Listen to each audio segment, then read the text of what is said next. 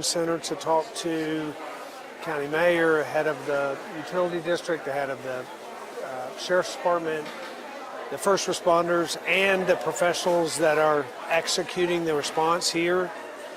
But we also know that it's not just the response of TEMA and FEMA and local EMA. It's the response of the people and the neighbors and the community and the church and the volunteers.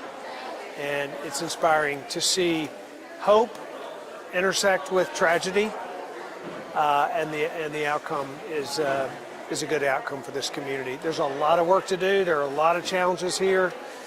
We have a lot of effort being made. We have, as you know, hundreds of National Guardsmen in the region, including 100 in this county.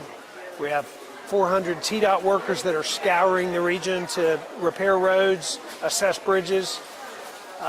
We have officials from one end of the county to the other here and in the other affected counties, but this is encouraging. So yesterday there was a major disaster declared in several of our areas, not Greene County. How do you think that's going to change things from your end? So that disaster declaration allows for reimbursement from the federal government for expenses that people make in their in the aftermath.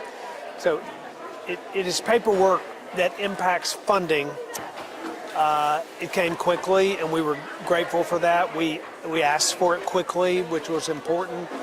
The most important thing is to have a quick response and then follow up with the declarations that lead to funding that come after the cleanup begins. And you've been on the ground here a couple of times. What's been the biggest change that you've seen over the last several days as you're visiting the region? You know, I think we've certainly seen the number of people without power dramatically decrease. We've seen the number of people without water decrease. This county, for example, the vast majority of this county has no water at this point, but the work that has been done by the local utility district and support, the work that's been done means that within the next few days, we expect that there will be water here if things go well. That's a big change, and it will be a dramatic change for this county.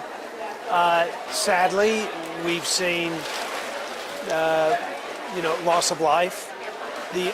The unaccounted for person count is dropping. We're accounting for individuals, and that's something that's tragic and difficult, but the resolution of that's important. What I've seen, you ask about what's changed in the last 3 or 4 days, and I've been coming every other day. Forward progress in every step of the way, in every meaning, in every sense of the word. Forward progress is happening. We're tight on time today. Does anybody else? Yep. Governor, what is your top priority in the response right now in these communities?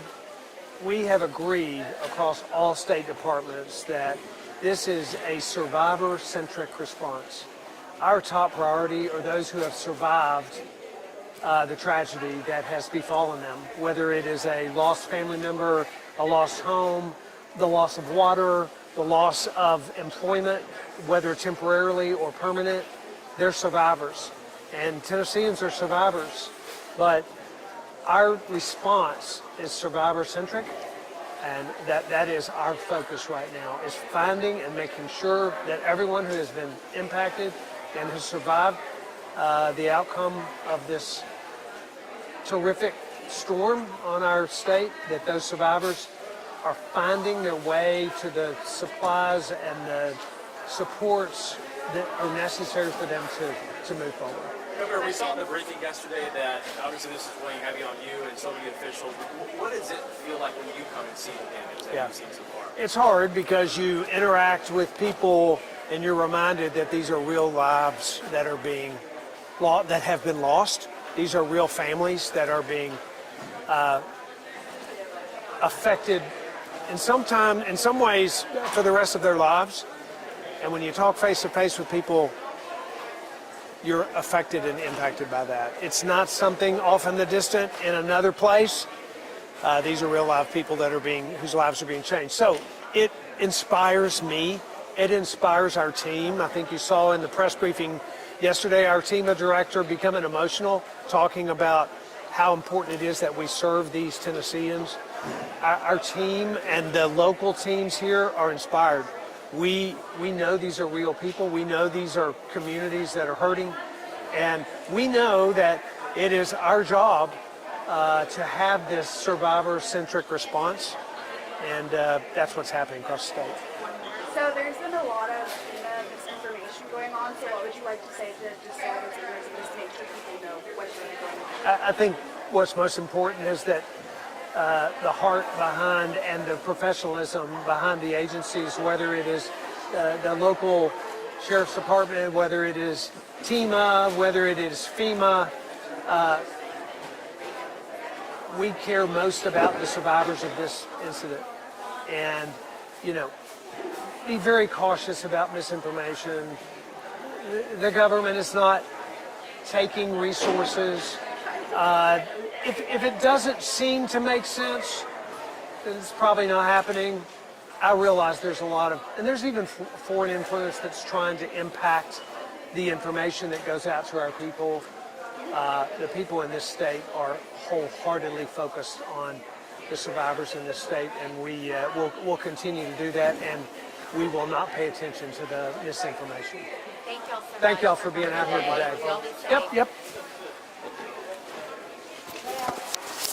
Officer. Thank you.